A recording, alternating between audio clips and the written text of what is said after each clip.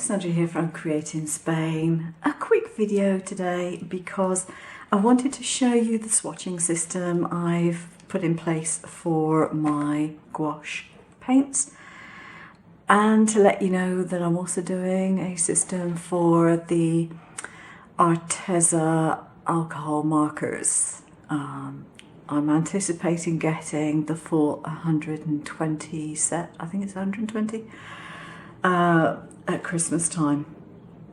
And in preparation for that, I decided I would do some prep work on the swatches, because it's always a pain in the neck if you don't have swatches and the colours are slightly off. It's just a nuisance. You go to open up one marker and think it's one colour and then it turns out to be something else, and it's no fun. But the paints that I already have, you notice on here, what I've done is I have labelled my trays. Now, I thought about making a proper wooden container to contain these, but at the moment, to be honest, there's no real point. The box is perfectly adequate. Until that box gets shabby and broken, which it probably will do at some stage, I won't bother. But I did want a way of finding out which paints were where.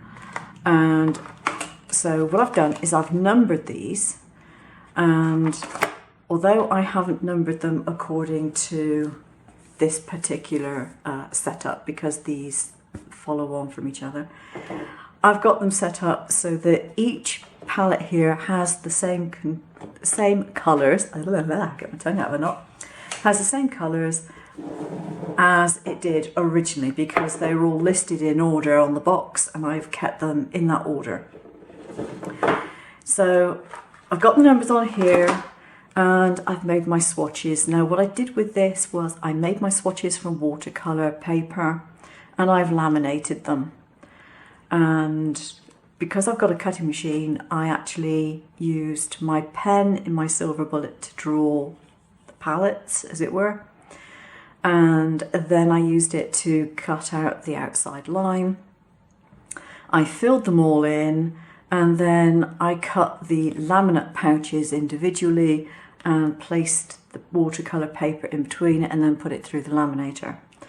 So I have numbered my palettes. Now, these won't necessarily coincide with the numbers that you want your palettes in, but the groupings are as they should be in there.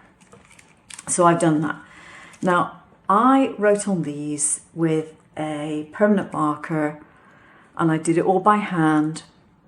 Not much fun, to be honest, doing all that, but I did it.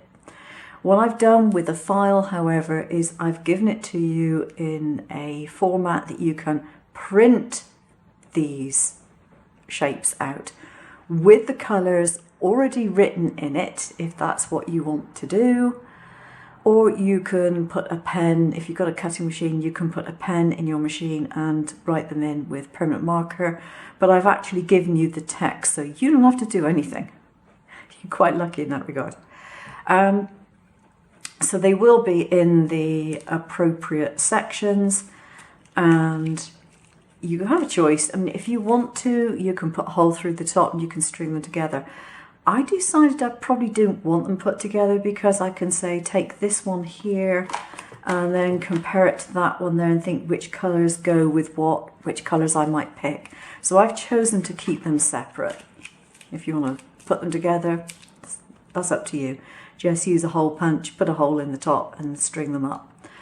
So that's what I've done. Regarding the permanent markers, what I've done is something very similar to this. I've done them in groups of 18, because from what I can see from the packaging, each line of markers in the packet comes in a strip of 18. So I've basically done the file with all the palettes on in a strip of 18, but they're not named. Yeah, I haven't done that bit because I wanted to make sure that I didn't want to change the names around, change the order around or anything like that.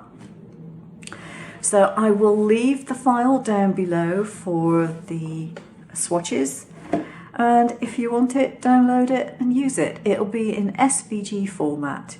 If you don't have a cutting machine, you can still separate the things out. Just use SVG software to do it. there are a lot of free apps which can cope with SVG files. Separate out the bits that you want and do what you want to do with them. You can print them out, or you could print it out and then trace individual ones if that's what you want to do. Up to you. But it's in SVG format, so it's readily usable for anyone who has a cutting machine, because pretty much every cutting machine will accept SVG format. That's it. Hope you find that useful, and I'll see you again soon. Take care now.